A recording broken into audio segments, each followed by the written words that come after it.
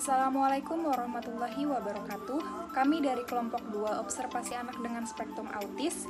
Saya sebagai moderator atas nama Misbih Oktaviani. Anggota kelompok saya Putri Maulidiana, Siti Saniyah, Nina Aulia Rahmah, Niken Dwi Kartikasari, dan Anissa Mardia. Baik, langsung saja materi pertama akan dijelaskan oleh Nina Aulia Rahmah. Autisme adalah gangguan perkembangan yang terjadi pada anak yang mengalami kondisi menutup diri.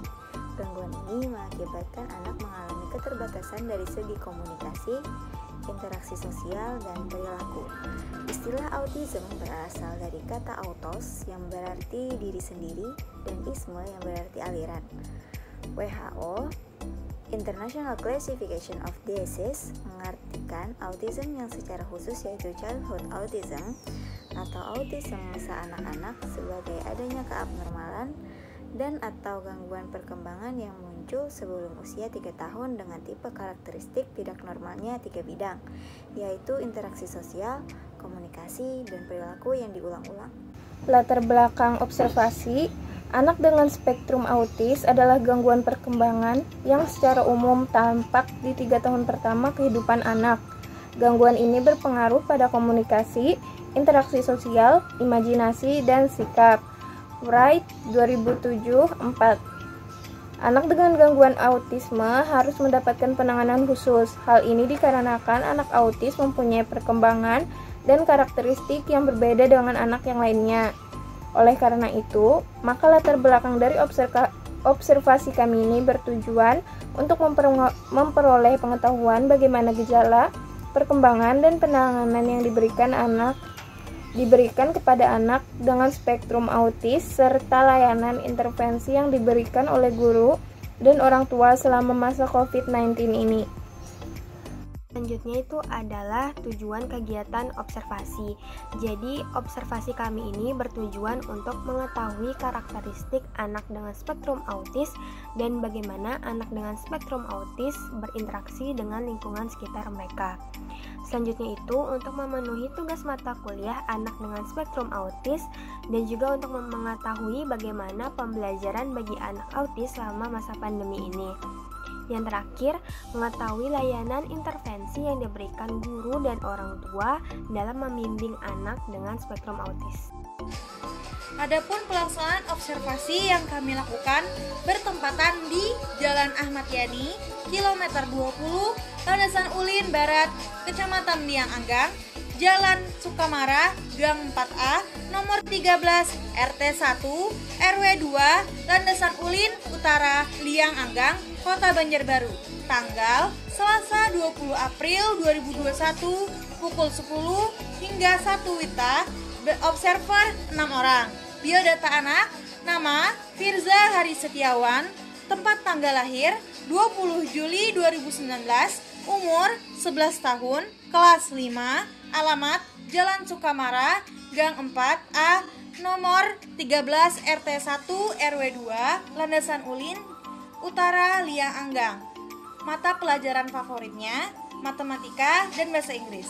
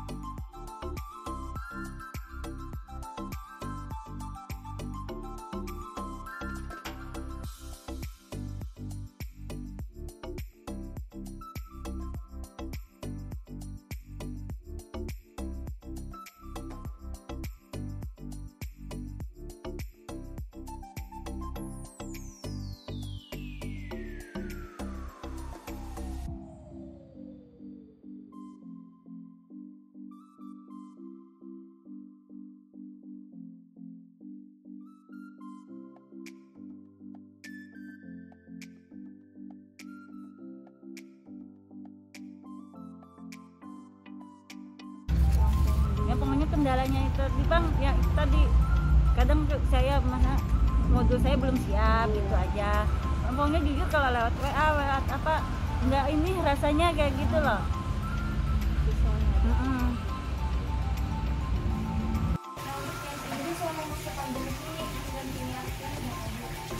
Ya sama aja kan saya sekolah juga, ini sekolah pagi, amunya libur ini di rumah belajar banget. Awan memang alhamdulillah selamanya kan kena autisnya, didiagnosa kena autis itu dari umur 2,5 tahun. Terapi segala macam terapi sudah dijalankan, sudah pindah terapi ke sana kemari sudah 2. Intinya dari pegangannya nih yang penting orang tuanya kayak itu. Nah, alhamdulillah aku semenjak bisa anak autis nih lah hampir gawe gitu loh, jadi fokus anak ninja. Aku belajar juga 4 jam pelatihan, ini terapi aku ikut juga, mengikuti juga di dalam terapi itu apa yang dilakukan itu kalau mau lepas sudah terapi aja cuma 1 jam aja terapi itu kondisi anaknya kita harus kalau membaca setiap hal ini bisa kadang-kadang ditentukan. Nah, jadi lebih baik kita yang di rumah orang tua ini yang bisa melalui banyak waktu lagi di rumah itu kayak gitu. Nah, kalau kita melihat keadaan anak nih, anak kita di terapi nih, keadaannya moodnya lagi nyaman, kawat di terapi. Tapi kalau ini misalnya lagi gelisah apa segala, kalau kawat terapi, apalagi ini pengaruh makanan kan anak-anak autis nih, kalau makan yang sesuai antara kamu kan, iya dahnya. Nah itu kan, aku mengharapkan 2 tahun di terapi aja aku kada dapat turun tangan. Kan ada perubahan ya pas tahun ketiga terapi itu aku harus ikut juga kayak itu nana. Jadi alhamdulillah awan asalnya kada bisa ngomong diperaktif, awalnya banyak diagnosanya ADHD, hiperaktif, autisnya bisa seberataan kita ulangi 5 tahun pada menyangka kan ya sampai sekarang bisa puasa sholat.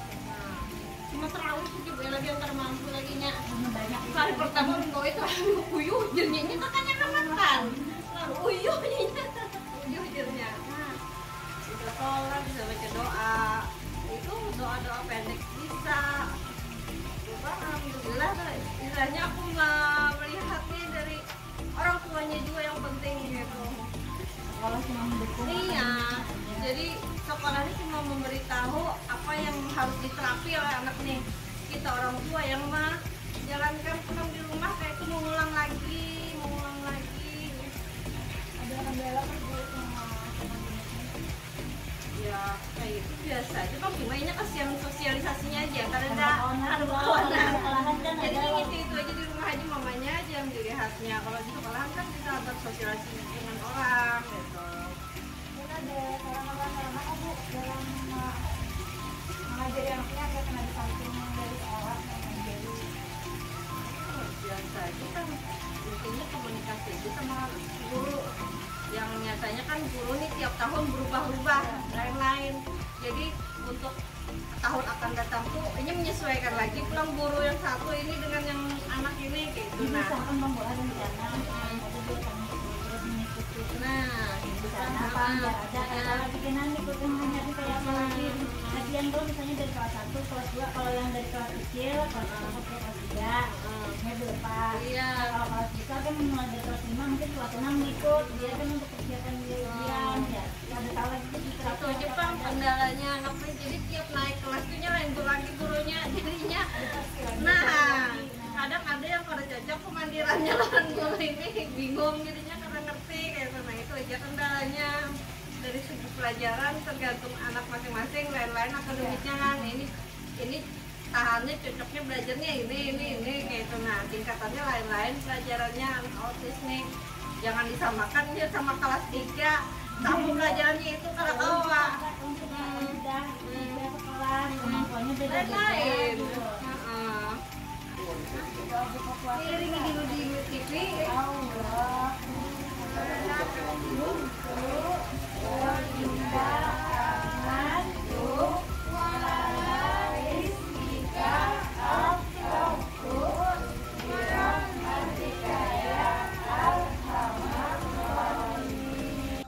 Hasil identifikasi. Berdasarkan identifikasi, didapatkan bahwa autis yang dimiliki Awan bukanlah bawaan sejak lahir, namun disebabkan karena faktor pola asuh. Di mana saat itu dikarenakan pekerjaan orang tua, Awan harus dititipkan ke orang lain. Orang tersebut memberikan Awan gadget agar bisa tenang, tidak ada masalah pada saat masa kehamilan atau kelahiran. Karena orang tua Awan cukup tanggap, Awan sudah teridentifikasi autis sejak umur 2,5 tahun dan diberikan intervensi sedini mungkin. Awan melakukan terapi kurang lebih selama 2 tahun. Namun karena tidak adanya waktu untuk terus melakukan terapi, orang tua Awan memutuskan untuk berhenti melakukan terapi ke rumah sakit dan hanya melakukan terapi mandiri di rumah berdasarkan seperti apa yang pernah dilakukan saat di rumah sakit. Saat ini Awan sudah berusia 11 tahun. Ia sudah tidak pernah tantrum lagi, juga tidak mempunyai pantangan makan. Awan termasuk anak yang pandai meskipun masih agak susah dalam berkomunikasi dengan orang baru, namun Awan sudah cukup ramah. Baik, kesimpulan yang dapat kami ambil dari observasi yang telah kami lakukan adalah berkat orang tua, guru, dan lingkungan sekitar Awan yang selalu semangat dan tidak pantang menyerah dalam membimbing Awan, Awan pun tumbuh menjadi anak yang cerdas, semangat, dan bisa menyesuaikan dengan keadaan dirinya seiring dengan berjalannya waktu. Sekian presentasi dari kami, salah hilap kami memohon maaf. Wassalamualaikum warahmatullahi wabarakatuh.